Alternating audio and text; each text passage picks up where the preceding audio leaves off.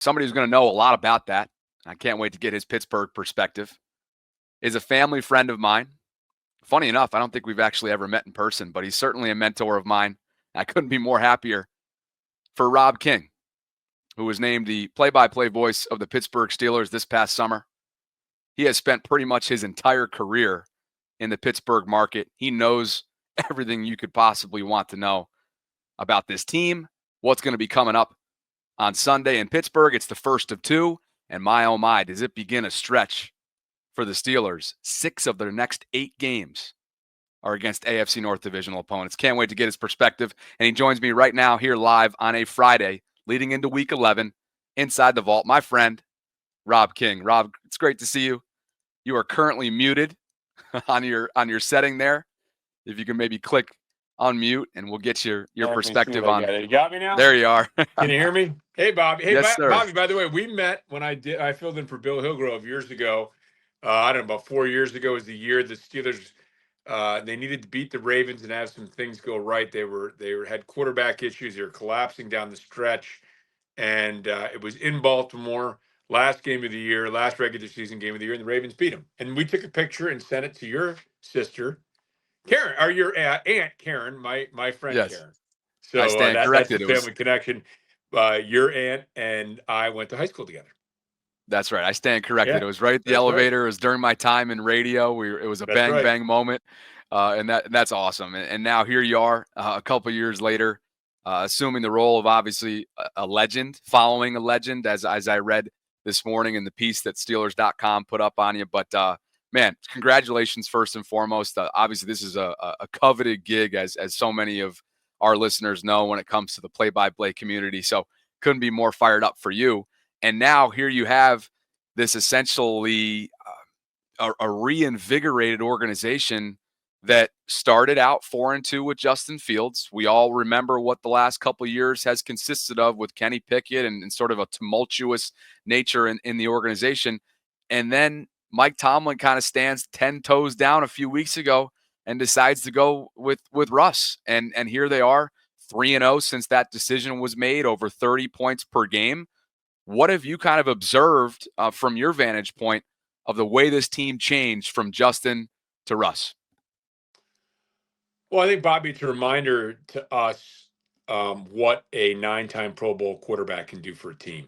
And it's been a while. And I think Steelers fans needed to be reminded. It's been since the latter part of Ben Roethlisberger's career that we have seen a quarterback of this ilk. And you mentioned some of the guys that they've gone through at the quarterback position. That probably includes Ben Roethlisberger, whether that was a scheme related or they were trying to, coach around a perceived lack of Ben's arm strength, whatever it was. The offense changed a little bit. It really hasn't been the same since Ben Roethlisberger, for sure. And you're talking about a quarterback who, if he's not still in his prime, is able to replicate prime sort of efficiency because he's so smart. He's got the wisdom and the veteran wisdom of a guy with those 9 Pro Bowls, and the talent. Much of that talent remains for Russell Wilson. Perhaps all of that talent still remains. Maybe he doesn't throw the ball quite as far. I don't know as any 36-year-old, 35-year-old expects to throw it as far as they did when they were 24. But he still throws the ball with plenty of zip.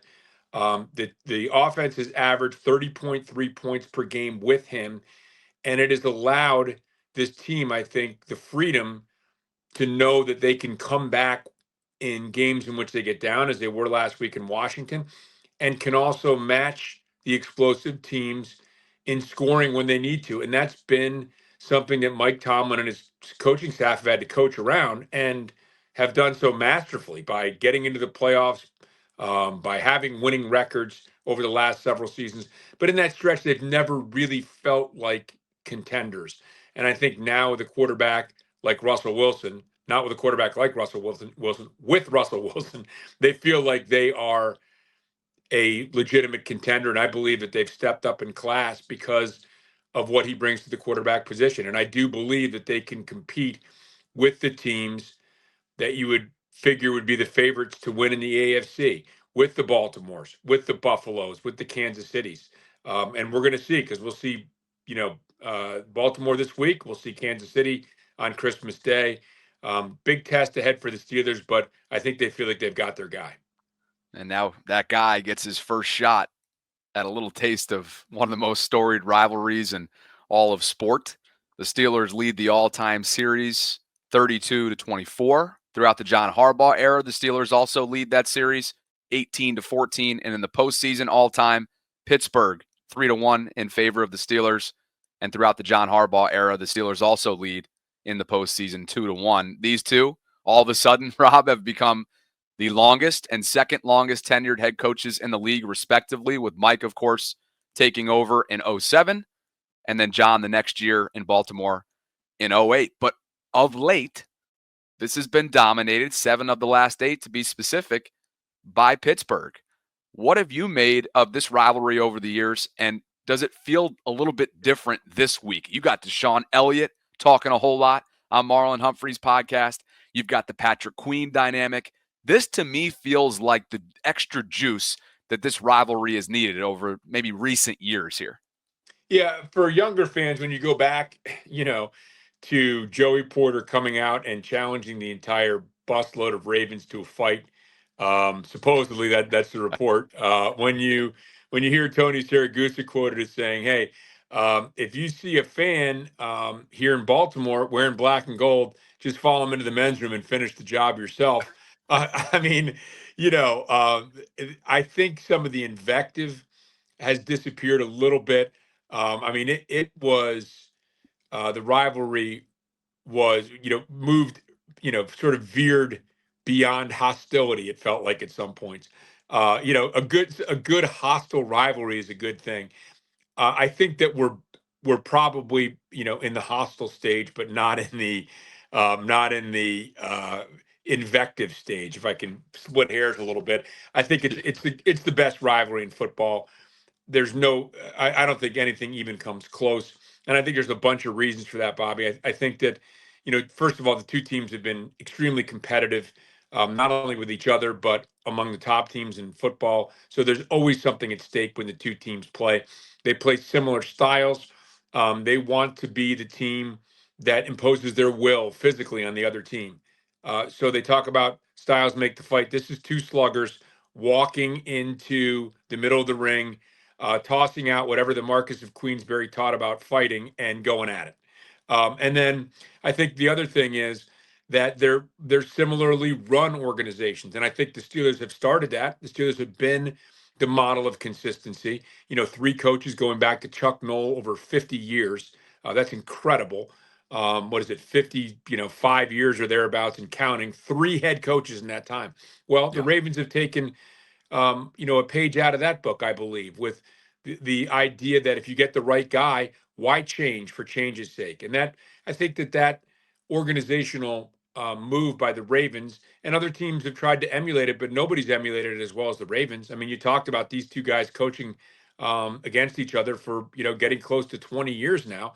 That shows that they're interested in consistency, and they're interested in building in similar fashion through the draft. And so you get the same players playing against each other year after year. It's not somebody parachuting in from another organization. Of course, there's some of that. But I think all of those things make this a great rivalry. And then it's been a while since both these teams, I think it's been about a decade since both these teams have been this far over 500 in a meeting.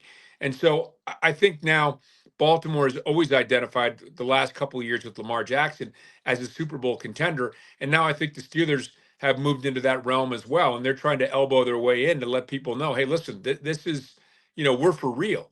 And so, you add all that stuff up, man, and it is just, there's no rivalry that comes within a mile of it in the NFL, in my opinion.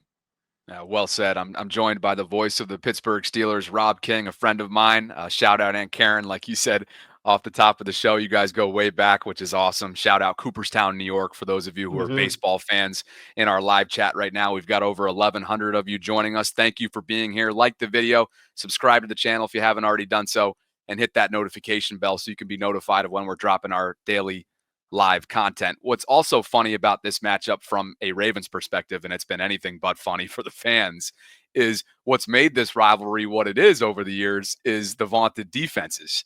And it's been anything but so far through 10 weeks. It's been their Achilles heel, particularly on the back end. And while the rankings and PFF grades and things of that nature don't always tell the whole story, I'm pretty comfortable telling you right now, Rob, that the story in Baltimore this year and the sole reason why they have a digit of 3 on the right-hand side of the win-to-loss column is because of their defense, is because of this 32nd ranked pass defense. What's the conversation been like around Pittsburgh and that locker room this week, one? And two, are you expecting Russ and company to pick them apart? Well, first of all, I'm mystified by why the Ravens defense has tumbled this far. And, sometimes when you look at it, statistics can oftentimes you have to give them a little bit of context. But this isn't a defense that's, so you might say, well, from the outside, well, the defense is giving up a lot of passing yards because they're building big leads. And so they're playing prevent defense. And so sometimes that inflates numbers. That doesn't seem to be the case here with Baltimore. I mean, you mentioned the shootout last week against the Bengals, a couple shootouts against the Bengals. Um, and I'm mystified by it because I look at what they have on their defensive line, pass rushers like Van Noy, Matabike, uh, Owe. They've got a lot of guys that can get to the passer. I think Roquan Smith is a terrific player. Maybe they missed Patrick Queen more than they thought they were going to. Maybe they missed Deshaun Elliott more than they thought they were going to because those guys roam the middle of the field where, it seems to be part of the issue for the Ravens defense is what's happening in the middle of the field. I mean, you still have Humphrey on the outside. You still have good football players. I'm surprised that the pass defense has struggled this much. And maybe some of it is personnel issues. Maybe they do miss the guys that are now for the Steelers because Patrick Queen is starting to play his best football. He's just gotten better and better every week. And Deshaun Elliott, I always liked his game. I always thought he was a really good player. I sort of brought up the analogy here, the comparison here, that maybe he could free up Minka Fitzpatrick the same way Ryan Clark, who's bigger than Deshaun, but a physical player and a smart, heady player, freed up Troy Polamalu to run around and do Troy Polamalu type of things. It's difficult to do that unless you have a partner with you that is a really smart, savvy, good football player. Well, Deshaun Elliott, we haven't seen the interceptions from Minka Fitzpatrick in part because the Steelers have been playing a lot of cover three, and he's just not moving around in areas that allow him to get interceptions. But Deshaun Elliott has been everything that I just described and more. He has been fantastic for the Steelers. And those two guys are their leading tacklers, 1 and 2. So whether it's a personnel issue, I don't know. I've seen, I'm still watching a couple of more Ravens games. I've seen the first 6. I've got 2 more to watch. Or actually, I'm sorry, I've watched the first 7. I've got 3 more to watch of the Ravens. And so, I'm not trying to look at them. I saw coming on before, hey, they're playing a cover 6, and these guys are moving here. That's not my job to do that. I'll watch it and observe the game as it goes along, and see what I think I see. But I try not to, wander too far into the analysis. That's why I have analysts working with me. But it's clear that something is different, and the Steelers, I believe, now have gotten some confidence that whether it's the Ravens defense or anybody else, they've got enough weapons and they've got the quarterback to be able to attack it. They've got multiple tight ends. Arthur Smith, I should mention him, terrific offensive coordinator, extremely well thought of. He becomes the offensive coordinator this year, and things just look organized. If you see 3 tight ends, they might run out of that. They might throw out of that. There's no tells. They have Calvin Austin, who is diminutive of the Zay Flowers type of build. In the past, if he was on, it was a gadget player. It was a jet sweep. That's not the case anymore because he will stick his nose in there and block. So the personnel groupings this offensively as well. The different personnel groupings not necessarily telling you what's coming. So I believe that the Steelers feel with an emerging George Pickens on the outside, with a good group of tight ends, with some running backs that can be used in the passing game, and now with again the 9-time Pro Bowler quarterback, that they can they can attack any defense, not the Ravens in particular, but any defense. So we'll see. This talking to that you talked about, I don't know if it was Zach Orr had it with the players or the players came to Zach Orr, or how it came about, but I'm surprised because this doesn't seem, statistically, numerically, this is not the Ravens defense we're used to seeing. Right, and they're running out of time. They've been talking about time.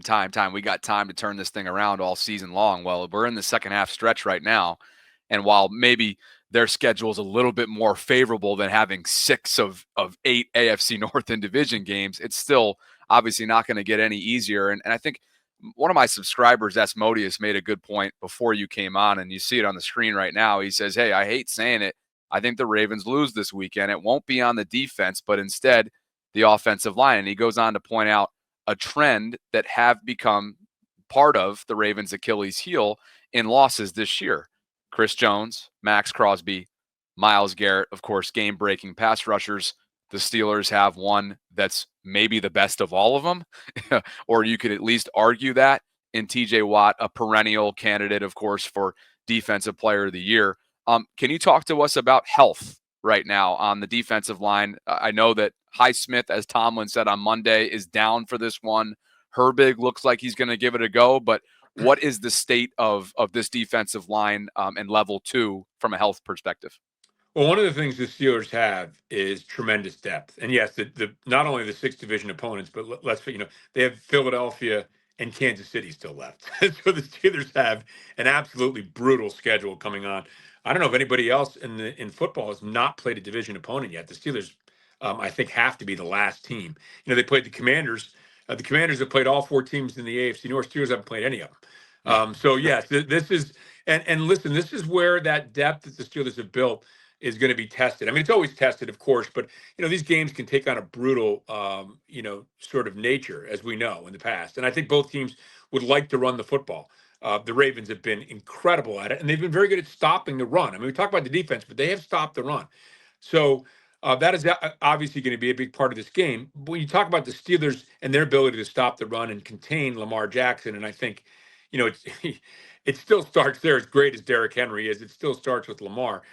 The Steelers have had good success in the past. Lamar's only faced him 4 times. I would call that a small sample size. I would caution people that say, the Steelers have this figured out. I don't think it's hard to figure out Lamar. I mean, he is just a singular, breathtaking, spectacular talent. But Highsmith's out, but they just picked up Preston Smith from Green Bay, and Smith had 8 sacks last year. I think 8.5 the year before. He's a bigger guy like Highsmith, who can set the edge in the running game and also get after the passer. Then you have Herbig behind him, who's an excellent pass rusher. There's a reason you go out and get this depth. And look, nobody's got 53 players that they're just like, hey, we got 53 All Pros. So you build the depth the best you can. Cam Sutton coming back from suspension. So he's the guy that can play on the inside with Beanie Bishop. He can play on the outside to give you another corner opposite Joey Porter Jr. along with Dante Jackson. So the Steelers really have very, very good depth on defense. Yes, Highsmith is out, and yes, that is a loss for the Steelers. No question about it. But they literally the week before went out and got Preston Smith. So, I really feel good about the depth. They have good, solid defensive line rotational guys. Teams have attacked them up the middle, as teams have tried to attack Baltimore with runs up the middle of the field. So that'll be interesting to see whether there's more giving with Lamar to Derrick Henry, who is just, man, oh man, does he look good. The speed for a guy that big is just, I can never remember seeing it in the NFL. It's incredible. So there's a lot to try to stop with the Ravens, but I think the Steelers, when you get to this point of the season, you expect some guys to be down. But I think the Steelers are in pretty good position now, health-wise, as they go into this game. Rob, what I find so fascinating about this matchup in terms of what the Steelers have really done historically well is, one, they've played Lamar really well, as we know, 10 total turnovers, 1-3 record. They've also played Derrick Henry very well over the years. What they haven't done yet, because they haven't had a chance to, is play both of them well when they're running mates. And so all of a sudden, and I think a lot of teams have figured that, like even Kansas City, now they got it done thanks to a toe on that opening night, as we Right, all that's right. remember. I think Isaiah likely will wear different cleats coming up in January if they meet again at Arrowhead, I would think, this time around. Although they did just lose Harrison Butker. I wonder if he becomes, because of how much they've relied on field goals as putting up points, I wonder if that becomes their Achilles heel for their first loss, and maybe even this weekend, being that Buffalo is going to be playing them. But I got to think that this is going to be a very, very different challenge when it comes to making sure that both of these guys are kept at bay. And here's the crazy part too, and I think a lot of Ravens fans are fired up, deservingly so.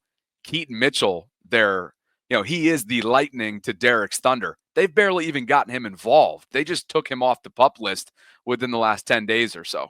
And so as they kind of try to get him involved, could it be a Deontay Johnson revenge game? They have so many ways to beat you, whether it's Zay Flowers vertically, whether it's Mark Andrews, old reliable across the middle, whether it's Lamar, of course, tucking and running it, or the King just punishing you. And that's not to mention a Bateman and Aguilar and, like I said, Deontay Johnson. It's a different type of offense, and I can't wait to see the way in which Mike Tomlin chooses to attack it. Yeah, and if you go too far overboard, a guy like Wallace kills you, right? As we saw. Sure. So, when you talk about premier talents, the Ravens have a bunch of them. I mean, and again, no, I'm not trying to disrespect anybody else when I mention these guys by name, but Lamar Jackson, I've never seen anybody like him. I don't think anybody in the NFL has ever seen anybody like him. He is a singular runner of the football. He can throw on the run. When you think you have him hemmed in, I mean, I've never seen a guy glide for 9 yards more than Lamar. Oh, you got an angle on him. Okay, yeah, nice job. Wait a minute, he got 9 yards there. Right. He's just he's phenomenal. And as you know from watching him all the time, and I think this surprises fans that see him maybe way more physical than you think. Like, you better bring it if you're going to get him to the ground. First, you have to catch him. You know what I mean? Then you got to try to bring him down. And neither one of those is easy. Derrick Henry, like Lamar, surefire Hall of Famer. I mean, both these guys are Hall of Famers. You got a Hall of Fame tight end in Mark Andrews. No touchdowns in the first 5 weeks, 5 the last 5. So he's coming to life. And Zay Flowers, I think science discovered not too long ago some sort of molecule that can actually be in two places at once. That's like Zay Flowers. Like, you try to tackle him and he's here, and then he's there, and then he's here, and then he's there. Yards after catch for him, but I think he's fifth in the league in reception yards.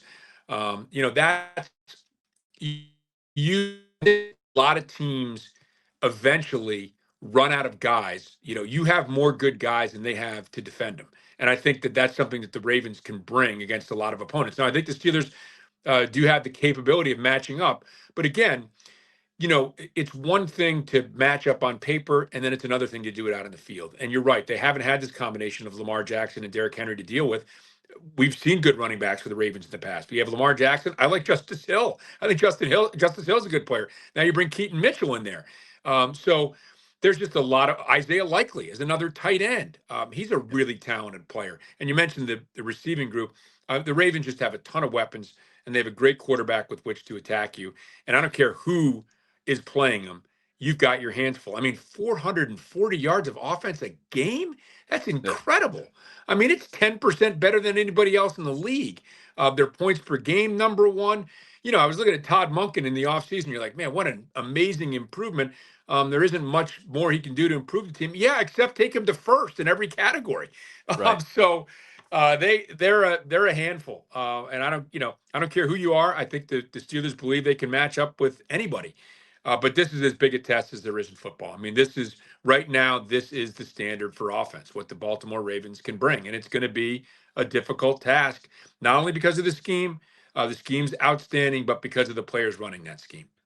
Why do I get this weird sense that Sunday is going to be decided by a strange special teams play or some sort of bizarre turnover or, something that just would embody what this rivalry is all about? We know the one score nature or less that this thing is typically decided by.